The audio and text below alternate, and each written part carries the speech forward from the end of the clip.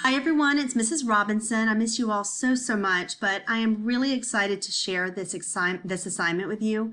I received a tip from one of my parents about how you can go to the Louvre online and take virtual tours for free. Thank you, Martha. And so I thought it'd be really fun if we did a Louvre scavenger hunt where we walk around the Egyptian antiquities and find information and find artifacts and answer some questions about them. So I'm here today to show you how to get to that website and how to move around in the program. So as you can see here, I'm in Clever. Mine may look a little different than yours, but I am in the gifted page. So if you click on the gifted page, in there you see all my resources, and right here is the Louvre virtual tour. If you click on that, it takes you right to the Louvre page, and I have it set up so it takes us right to the Egyptian antiquities room.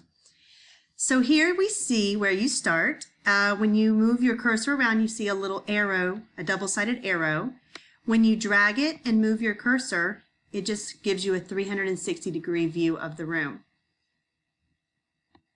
You can go either way. You'll also see some black arrows on the ground, and those show you how you can go to different rooms. Currently, we are in the Crypt of the Sphinx, room 1. If I were to take these stairs, it would take me into the vestibule, room 2. Whoops, I went to the vestibule, room 2. Another way to navigate around the museum is you can pull up this little square at the bottom. And this entire green section is the Egyptian antiquities wing. These little squares, when you place your cursor on top of them, it tells you which room it is, and you can click on those to go directly to that room. For instance, this is where I started, the Crypt of the Sphinx, room 1. If I were to click on this one, it would go to Work in the Fields, room 4. It shows you right down here.